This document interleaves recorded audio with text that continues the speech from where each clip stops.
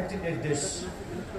এই নির্দেশ বাস্তবায়ন করতে গিয়ে যে ছাত্র জনতা শিশু বঙ্গভবনে 8ই আগস্ট শেষ অনুষ্ঠানে সম্মানিত সভাপতি কিছু লোকের জীবন উৎসর্গ করতে হয়। থাকবে শহীদ পরিবারের সদস্যবৃন্দ, যার বিরুদ্ধে অভিযোগ আছে, যার বিরুদ্ধে অন্যায় করার অভিযোগ আছে, যে যিনি মানে সরকারি কর্মচারীর যে রুলস আছে, বিধিতে তো ওনারা কাজ করেন, সেই বিধি যারা ভায়োলেট করেছেন বা যারা অন্যায় করেছেন বা ফ্যাসিবাদের হাতকে যারা শক্তিশালী করেছেন, বাংলাদেশের মানুষের অধিকারকে খর্ব করার কাজে যারা নিজেদেরকে নিয়োজিত করেছিলেন, অবশ্যই তাদের বিরুদ্ধে আমরা ব্যবস্থা নিচ্ছি। অনেক অফিসে স্যারের এগেনস্টে ব্যবস্থা নেওয়া হয়েছে। সামনে এটা আরও আপনারা দৃশ্যমান দেখবেন। আমরা এটা করছি, বাট আমরা কারো প্রতি অন্যায় করছি না। আমরা একদম স্পেসিফিক অ্যালিগেশন পেলেই আমরা এই কাজগুলো করছি। আর আজকে এই যে আমি মনে করি আজকে আমরা এখানে এসেছি মানারাত ইন্টারন্যাশনাল ইউনিভার্সিটিতে, এদের যে ছেলে মেয়েরা তাদের যে তারা যেই কন্ট্রিবিউশন রেখেছেন সেটাকে আমরা সালাম জানাতে এসেছি। আমরা তাদেরকে আমাদের হৃদয়ের অন্তঃস্থল থেকে কৃতজ্ঞতা জানাতে এসেছি। তাদেরকে আমরা এখানে এসেছি হচ্ছে শহীদ আহনাফ, শহীদ শাকিল, তাদের আত্মার জন্য আমরা দোয়া করতে এসেছি।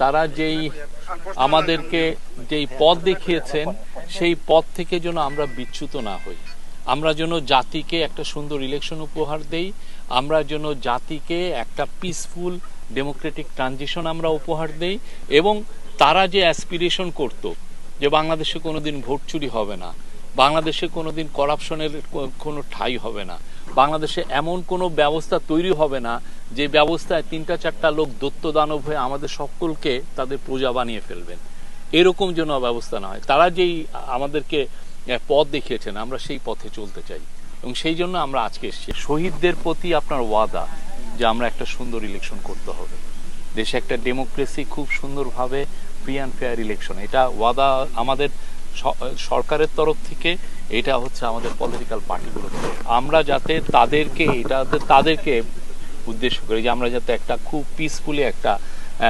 ডেমোক্রেটিক ট্রানজিশনটা এটা কমপ্লিট হয়।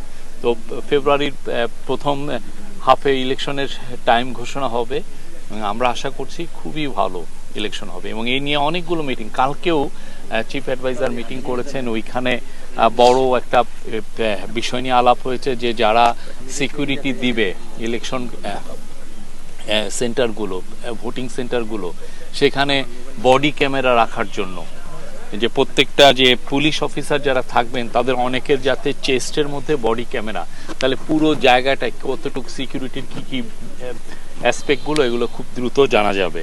তো আমরা আশা করছি যে অন্যান্য যত ইলেকশন কাছে আসবে আমাদের প্রস্তুতি আরও বাড়বে, এবং আপনারা পুরো জাতি যেই আশায় আছে যে একটা ভালো ইলেকশন সেটা পাবে।